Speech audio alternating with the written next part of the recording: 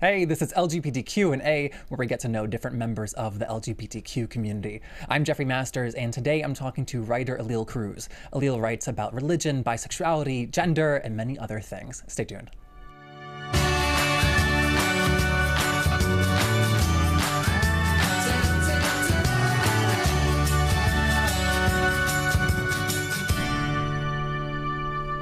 Hey, Eliel. Hi, how are you? Good. Welcome to the show. Thank you for having me. Yeah, I'm excited. I'm excited. I'm excited because I think it's so important to talk and write about, like you do, religion, because it has become such a taboo subject in our community. And often rightfully so, right? Yeah. Well, I mean, there's a lot. I mean, the reason I think a lot of people, both that are LGBT activists, a lot of gay and lesbian activists who don't want anything to do with religion, as well as just people in our community, is because of that's where our harm is coming from. That's where, that's what's fueling the legislation. That's what's fueling the hate crimes, the rhetoric that dehumanizes us, that creates violence against us. So it makes sense. And I'm really speaking, at least in the United States, specifically about Christianity, because there is no other religious group that has the same political capital as the evangelical community.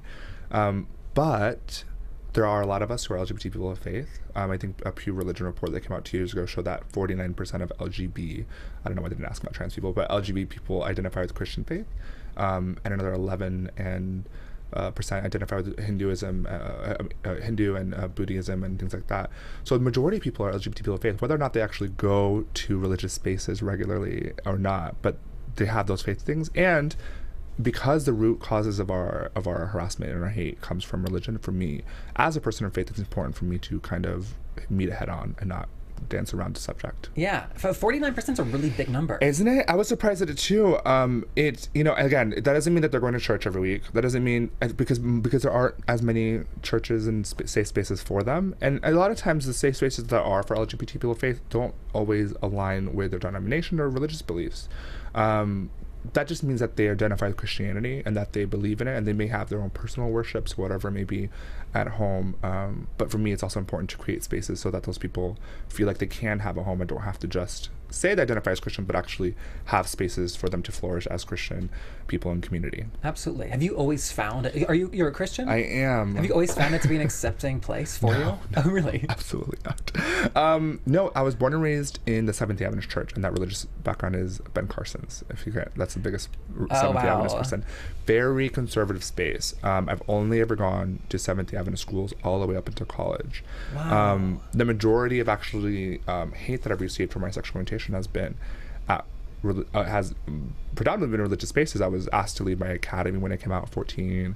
I dealt with a lot of hate coming in college because of the advocacy that I started doing in college. I was writing and speaking at major places about sexuality and faith while going to a very conservative Christian space, Christian church, and yeah, I mean, so I haven't found the most accepting space, at least not in the official institutions. I found amazing community in queer people of faith who are very resilient and have really kick-ass theology. Like, queer theologians have like such beautiful, liberating theology that like these straight white theologians wish they could.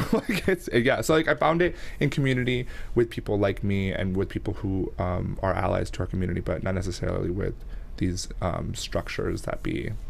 Yeah. Can I ask why you chose to come out at that age in an unsafe environment? I've always been very self-aware. So I've always tried to be very authentic, and I've only ever identified as bisexual. I've always had crushes with girls and guys when I was younger, and I just thought you would be like sorted, like, you know, Harry Potter sorting hat into a gay or straight house. Like I thought everyone had the same feelings as I did, and that eventually they chose to be gay or straight. And so when I actually did a Google search, I like guys and girls or boys and girls, something like that, and it said bisexual, I was like, oh, that makes sense. So all of a sudden, you grew up liking both and just assuming everyone did. Like I thought, like everyone was like eventually would be like straight or gay, and that's it. And so when I like really realized that was like an option for me, I got really excited, and like people would be like, "You're gay," or "You're straight," or, you know, or "You're you like guys." And I'm like, "Well, I'm actually bisexual," like thinking that would make it better, but it wasn't.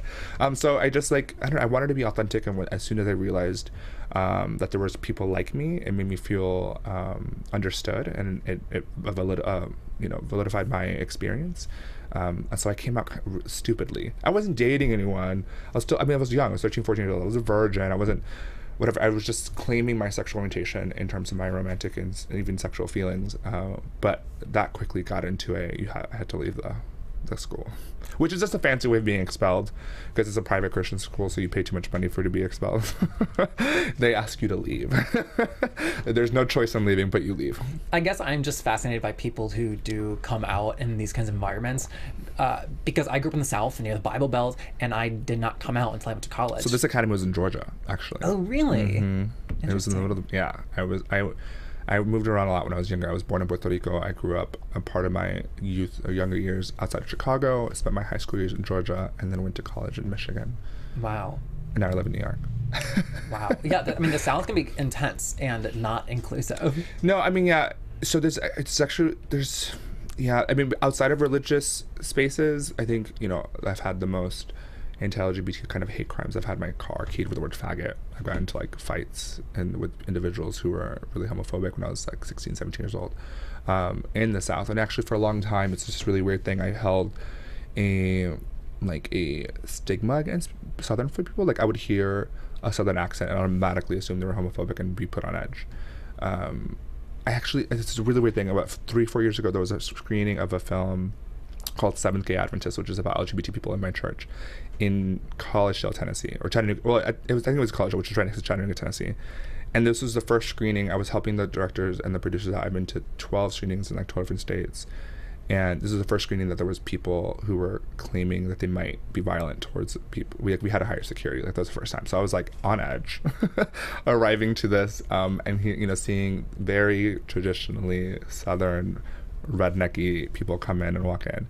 But it was the most powerful screening, right? So I'm gonna start crying. This is so weird. I like afterwards there was a Q&A, and I stood up and I apologized to people, because I told them, like, as I was helping take tickets, and as I was listening to these people come in, that I had this perception of them, and that it was wrong, and they were incredibly receptive to the film and very engaging. And then one after another, people stood up, came up to me and said, I'm from the South and I want to say I'm sorry. Or I'm a Southern Baptist and I'm sorry. And I'm like bawling as there's a line of people from the South hugging me and apologizing for things that they didn't do. Sorry. I don't know where that story came. That's amazing. Yeah. So like, I mean, yeah, I feel like the way homophobia manifests itself in the South is unique. I don't want to ever say necessarily that it's worse. It can be worse for a lot of people, because there's a lot of racism, racist history as well, which complicates the homophobia and transphobia. I think that with your story, though, it's amazing that these people would sit and watch that documentary. Mm-hmm. Even. Mm-hmm. And like it was like 400 people that came. Wow.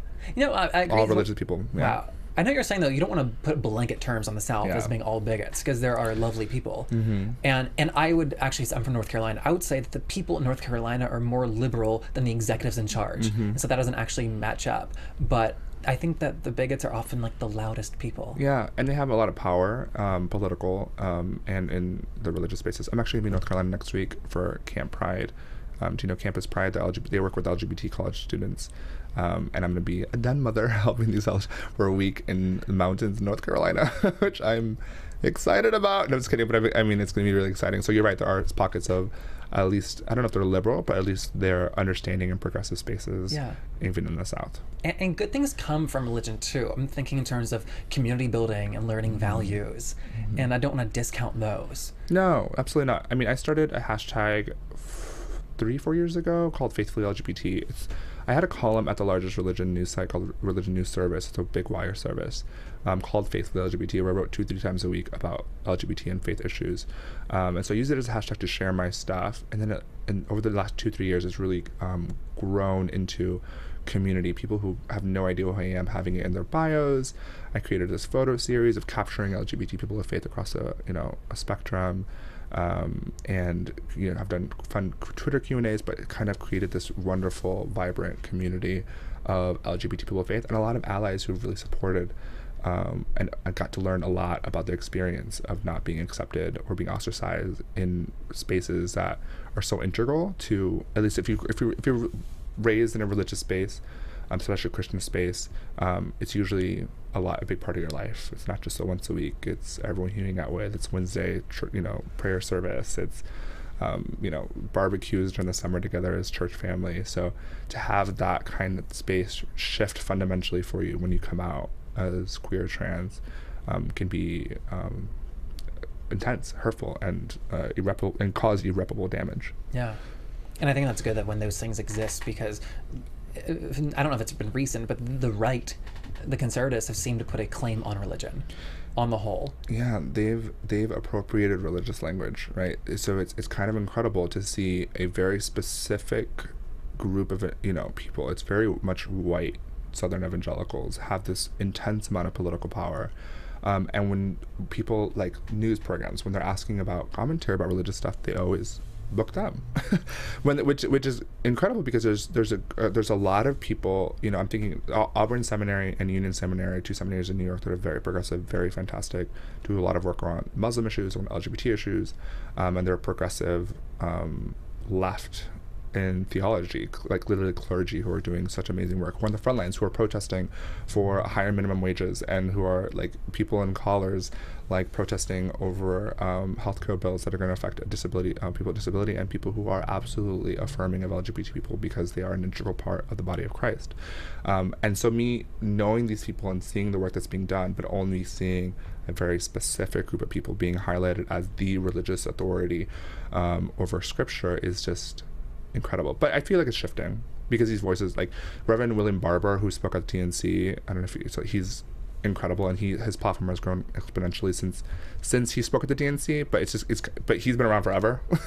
He does Moral Mondays in North Carolina, where like he created that and started that. He's a straight Black clergy person who speaks, truth to power against homophobia and transphobia as a clergy person. And these pockets absolutely exist. I think it's great. And the truth is that I would listen to what the conservatives on the right are saying in terms of issues if they weren't anti-LGBTQ, if they weren't anti-abortion.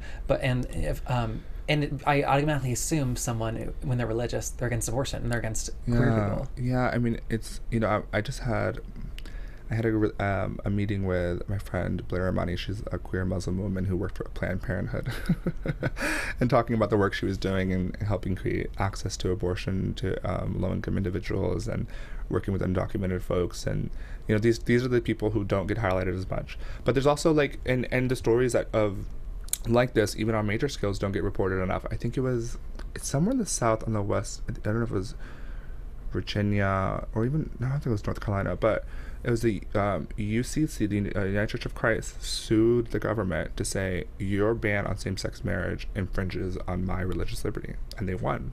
And that's how we won in that state, was because people of faith said, no, we believe we can marry same-sex individuals, and your ban is actually infringing on our ability to do so.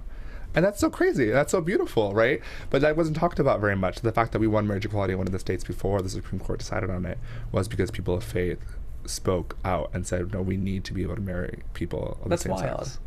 That's wild. Yeah. And it's just a testament to the work that is being done by religious stuff, but it's being polarized or kind of hidden because of a very specific religious right. Yeah, and stories like that complicate the narrative, and we don't like that, Yeah, I mean, there's complexities to people of faith, and a lot of people can read scripture and get a lot of different interpretations. My theology stems from it being life-giving, and it being a source for good for people. If my theology is harming people and creating violence, it's not from God. That's a very easy way to sum up my theology, but and that's what drives me as a person of faith, and that's what drives a lot of progressive people, whether Christian or Muslim or any religious background as well. Can I ask what your prayer looks like? Like, what prayer does for my you? prayer look like? I talk with God daily, right? My advocacy first came out of necessity. I guess, I mean, that's a side story, but I had an issue with intimate partner violence on a conservative Christian college campus, and not knowing what to do, and having to speak out for myself, and then realizing that there was a lot of other people who needed help, and I ended up speaking out for them as well, because I didn't want anyone to go through any of the things that I've gone through. My prayer is an important part of my advocacy because it sustains me and it roots me and it allows me to do the work that I'm doing, because I engage with people a lot of times off the record and you know, these meetings with people of Christian denominations, publications, organizations, whatever it means, just to move the needle forward. Some of the times it's not necessarily trying to change the theology, because in some of those spaces that conversation only gets into more friction. Like there's like a lot of Christian colleges have LGBT students, and that's just a reality. And I don't want to forget these people who may not be out, who have to exist in those spaces. So me going to a Christian college who have to adhere to their religious denominations' theological beliefs, and me saying you need to be affirming and say that relationships are okay, doesn't do any good. What I do instead is I go in and I say, what are ways that I can create pockets for these people that are going to be in this campus to thrive? What does it mean for us to have sexuality and gender 101 trainings for people who work with students? What does it mean to have a gay straight alliance group that allows people to be in affirming spaces, even on these anti-LGBT spaces? What does it mean to make sure that math teachers or science professors don't go on a rampage about homosexuality, you know, for 10 minutes of their classes? Just trying to move that needle forward in very small, integral ways is a huge part of my work. And my prayer allows me to engage in those spaces as a queer person, because a lot of times what they're saying and what they're doing is violent against me as a person. And when you explained your own religious beliefs in terms of not hurting anyone, it's kind of unbelievable that you have to like make that sad, you know? I think a lot of anti-LGBT Christians are okay with their cognitive dissonance, and it's really weird to see a very clear path from violent rhetoric, from very few verses, violent rhetoric, and then them wash their hands clean of its violent effects. It doesn't make sense. And so continuing to illuminate them and show and point them back to that dissonance helps a lot of people come to terms to a more affirming space. I'm thinking of leading Christian ethicist David Gushee, who in 2015, I hate saying came out because I feel so appropriative. He spoke out on his beliefs that actually being gay is innocent, and he referenced a lot of his work as a Christian. Like he literally has so many books that at least were being taught at the leading seminaries for even Southern Baptists. Referenced a lot of his work about ethics and about harm being done, and even a lot of his work over the Holocaust, to show that a theology that espouses violence is not a theology of God. And that cognitive dissonance is there for a lot of people if they don't ever get faced with it. But I feel like a lot of the work that I end up doing in storytelling and media advocacy helps expose some of that by humanizing individuals in ways that they can't turn away from. Why'd you laugh? No, I just because I just love. I mean, it's so interesting to me to. I don't know. It's talking about my religious work and to LGBT people. It can always be odd or weird because I also recognize that religion has hurt a lot of LGBT people, and it can be very triggering for people to talk about religious stuff like the way I do, and about the people that I do. So I don't know. I always come in whenever I talk, even to you. Try to be as respectful and humble as possible when discussing the spaces that I enter. I think you are being. Yeah. Okay. I think nobody's religious experience is also the same, right? No, absolutely not. For me, my father was Catholic and my mom was Jewish. We grew up celebrating all like Judaism and Catholicism and learning about both. And I'm Jewish, and I feel like I was given the ability to choose my religion. Mm-hmm. And who got that choice? Growing up, I feel very fortunate. No, absolutely. I mean, I don't think anyone should. 49% of LGBT people, like I said, are Christians, but I think a lot of people who grew up in these Christian spaces and get a lot of this hate, they either leave the church because it's not safe for them, or they leave the church because those experiences have shown them that they're actually not people of faith and they've just been doing what their parents want them to do, whatever. And I think both of those reasons are very valid, right? Yeah. I think that we can have negative experiences with the churches and realizing, you know what, maybe wait, I don't know if I actually believe this stuff, and why am I saying here? And there's people who are hurt and don't want to stay there because they don't want to continue to hurt even if they believe that stuff. And I think I try to work on behalf of both of those communities regardless. Absolutely. And in terms of your identity as a queer person of faith and a bisexual. I feel like these are two of the most underrepresented people in the world. I'm very niche and marketable. No, I know. I know my stuff is very unique. I work predominantly, you know, and it's funny. My bisexual advocacy, again, came out of, so I would be writing and talking about religious work, because I believe in doing the work and organizing work, and then writing from a experience, like a knowledgeable perspective, so I can give actual best practices. And I would identify as bisexual in like a piece about something religious, nothing to do with bisexuality. But then the comment section and everything would be like, bisexuality, oh, and they would like freak out.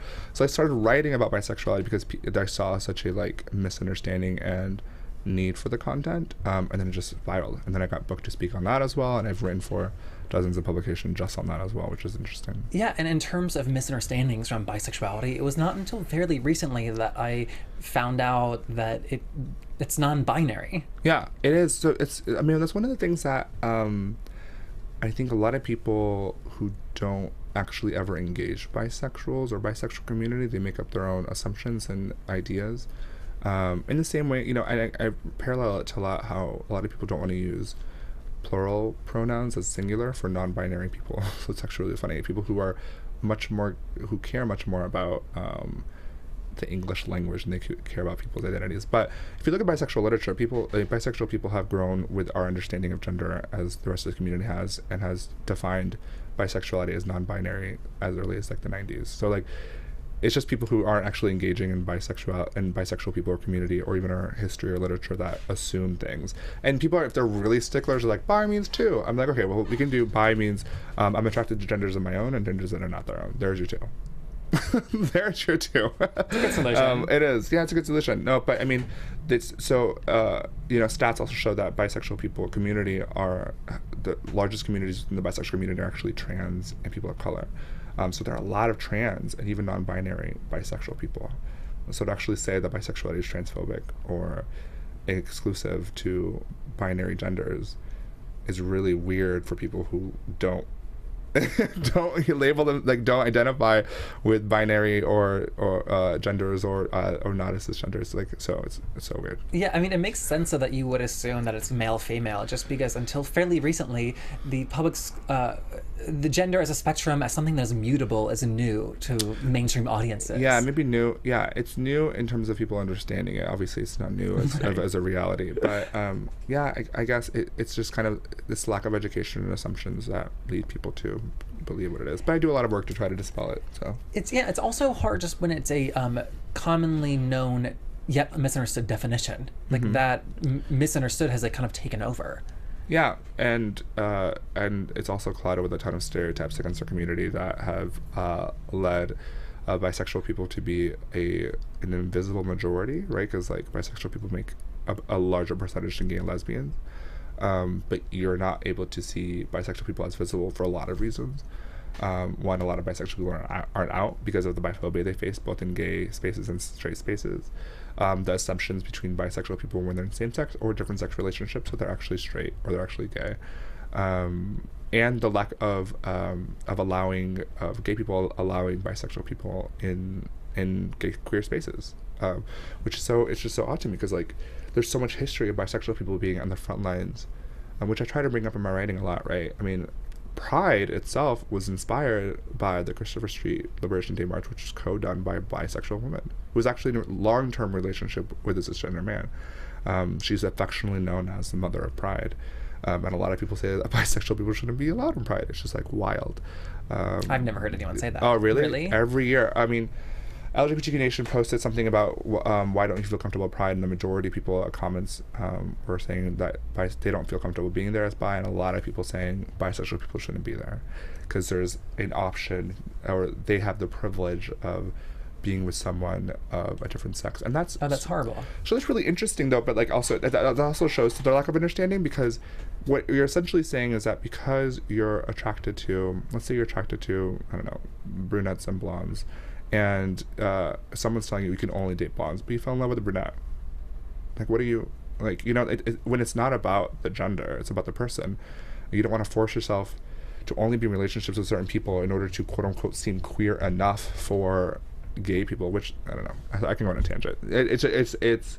it's it's just really odd to me because bisexual people, I think, burst more binaries than a lot of gay people. Like, the most queer people I know are bisexual. Like, just things like my friend who actually wrote about it for Cosmo Zachary Zane, about he's a bi guy who tried bottoming and just wasn't into it until his girlfriend topped him with a strap on, and that's how he fell in love with bottoming. And just like he was also in a relationship with a man who was married for 10 years, and they all lived together with the wife, and the wife had a boyfriend and a girlfriend, and they were all bisexual and super fucking queer. And it's just like, it's so all the bisexual people I know actually are very, very visibly queer and bursting of binaries, but there's also people who aren't necessarily, who are very normative, but they're just as queer. And that is why it irks me not to place I was trying to figure out how to phrase that in not an offensive way, but I'll say it. It irks me when people come out as dating the same sex, having previously dated other ones, and they don't label themselves bisexual. I know that's part of like the process, let's say, getting used to these labels, but we need numbers in terms of the fight. Yeah, I mean, I think it's, it's both. I think there's people who come to a better realization of the sexuality and are actually gay, right? You're talking about closeted people who felt that they needed to be in relationships with women, for example, gay men, but were actually gay. And then there's people who try to avoid biphobia by saying, well, actually, I'm lesbian now. I'm trying to remember, there was a female pop singer, like a UK, like a British pop singer who was in a relationship with a woman for 5 years. And then when they broke up, she married a man, and she called it her lesbian phase because she didn't want to identify herself as bisexual. And I was like, sis, I was like, you were loving on a woman for 5 years. That's a phase. I mean, I also understand the want, because the safety portions of things, like gay and lesbian people can be really hostile to bisexual people. Yeah. I don't want to force people to own an identity label that they may not feel safe doing so publicly. And I do think it's complex. And I want to say that labels are dumb and they're restrictive and they're unhelpful, and yet they allow us to count ourselves. Mm-hmm. And they allow you, when you're starting out, to know that you're not the only one that feels like this. So labels, I find, that's so funny that you said that, because I think there's a lot of gay people who have found a lot more of progress, especially politically, and they're like, oh, we're just people. We don't need labels. But bisexual people still have really high rates of disparities in health and a slew of other things. And there are no none of the national LGBT organizations have a single person working on like bisexual issues, right? None of them. The one that comes closest is GLAAD and their work around Bisexual Awareness Week. There isn't, like, if you look at LGBT funders group, they count all of the money that goes to various causes and that goes to specific causes. Less than like 0.1% go to bisexual people. Like, it's wild. Like, and they did a 40-year funding big report, and out of that 40 years, bisexual people causes got $200,000. The next was like 17 million for trans, and then it was like 300 million for gay and lesbian issues. And it's just like, so like there's a huge like it just disconnections of like how big the community is and the actual needs. And so those labels are important because it allows us to be counter-interested, and the stats and stuff is what helps inform us of the issues that are needed. It also creates visibility. People don't really start to care about issues that communities are facing unless they're able to name them and see them, right? The reason trans people people are such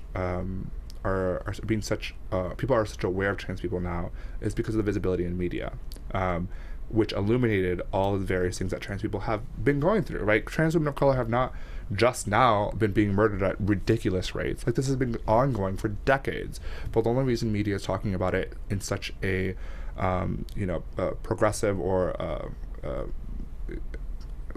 intense way is because of the visibility of trans actresses and various celebrities and politicians and people coming out and being able to speak out about their communities. And people also have their own platforms in terms of social media to put out these issues, as opposed to having to like book an interview with a newspaper or like a movie. That's TV. Well, yeah. I mean, it's definitely changed and how we're able to connect with people and able to share our messages, because people don't necessarily have to be a celebrity to be a celebrity. Like, they don't necessarily have to, they don't necessarily have to be an actor or a musician or whatever in order to have a microphone and a platform, which is good and sometimes bad because some people shouldn't be talking about things that they have love for. Yeah. In But, terms of yeah. bisexual representation on TV, though, I think it's very trendy to have characters attracted to both sexes, but never to label them with bisexual. So that's one of the things, like, right, okay, so the only time people say that we shouldn't do labels is when it's bisexual people, right? Why not? No one ever says he's attracted only to men, but he doesn't do labels. Like, no one says that. Like, no gay man's like, yeah, I only date men, but I don't do labels. Like, no, like, you're gay. Like, and you say that because you have no problem saying that. There's a lot of stigmatization that comes around with bisexuality. And so that's why they try not to label it. I mean, it also feeds into, it depends, like, there's very few representation in media in general. Like, if you look at the GLAAD reports, very few bisexual characters. And the ones that are typically fall into gross tropes. They're not decisive, they're super slutty, they're using sex for power, they're, you know, they're not labeling themselves because of whatever, which is actually interesting because GLAAD still counts those characters that don't label themselves as bisexual. They do. Uh-huh. I didn't know. So there's actually way more characters, even though it's like a handful, counted in our reports, even though none of them actually ever say the word. Because I'm watching House of Cards right now, and like, you know, Jesus, like, you know, it's like it's, and, you know, and sometimes as an advocate, and some people bristle at this because I think labels can get really intense for folks, like, because it is about self-determination. But as sometimes as an advocate, you have to call a spade, and I say that in terms of, if you may not want to own a identity label as bisexuality, fine, but the sex you're having is bisexual, right? Or you're engaging in bisexuality, or however you want me to say it. You know, like, I think about, like, bisexual erasure has really fueled, which is intersections of my advocacy, has really fueled ex-gay narratives. Like, if we really discuss bisexuality, none of the successful ex-gay narratives would hold any fucking water. Now, that gets complex because it can also help villainize bisexual people, as gay people are like, why is this bisexual person claiming to be ex-gay when they really are just bisexual? But I also, as an advocate, both in the faith world and the bisexual world, I say if these ex-gays, for example, are successfully having sex with people of the same sex and people of different sexes or their wives, they're bisexual. I mean, they might own it and we own that identity, but that's what's happening in general. So yeah, it gets complex in House of Cards, but yeah. I think that a positive example to discuss would be for me, the Oregon governor.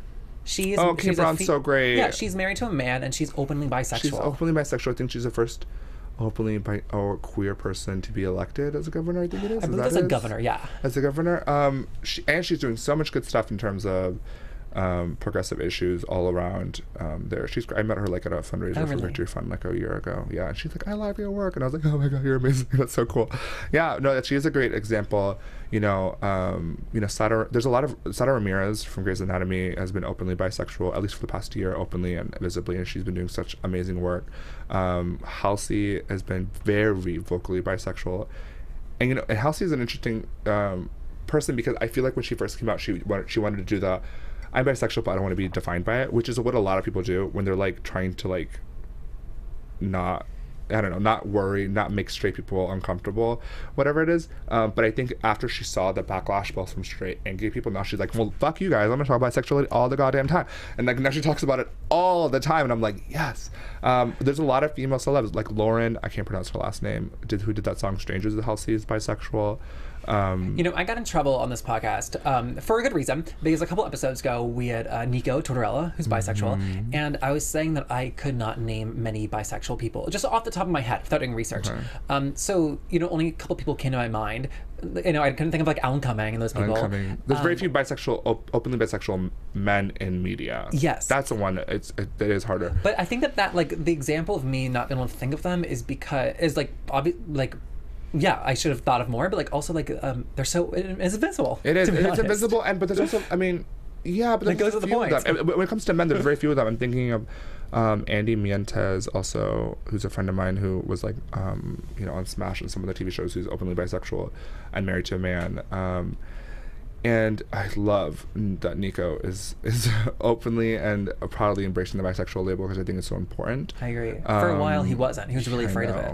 I know. This is all I public. tweeted him a lot about it. Really? Oh yeah, and he liked a lot of the tweets. So I don't know if I influenced any of it, but I was like, oh, this is great. But I would love to point at like history and stats from I mean, Nico, I think at the beginning was very idealist, as he should be, as a lot of people want to be. But as an activist, I just know like there's a different way of approaching things that allow for very tangible positive effects for the community, if that makes sense. It does make sense. I think that what we saw with him was like a public coming out of figuring out of who you are. Mm-hmm. So he was like, oh, I sleep with men and women and people across the gender spectrum, but I'm not bisexual. I may be fluid. Yeah. And then it was coming to terms with that. I'm hoping that like Liz Gilbert claims it really soon. To be honest, she's now married to a woman. Yeah. You know, I would love Sarah Paulson too. I would love. I mean, there's a list, and most of their publicists have heard from me.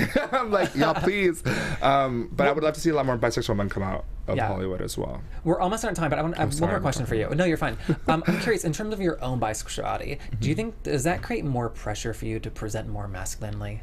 So I wrote a piece about this for Slate because... Are you telling me just to read that instead? No. I'm just saying, like, this is something that I've definitely discussed and engaged in. I'm a bisexual guy who experiences life predominantly in gay male spaces, right? I work in advocacy in LGBT spaces. I go to gay nightlife spaces. All of my friends are pretty much gay. If I meet women, they're lesbians or not interested in men. And I engage with femininity in a way that feels comfortable to me.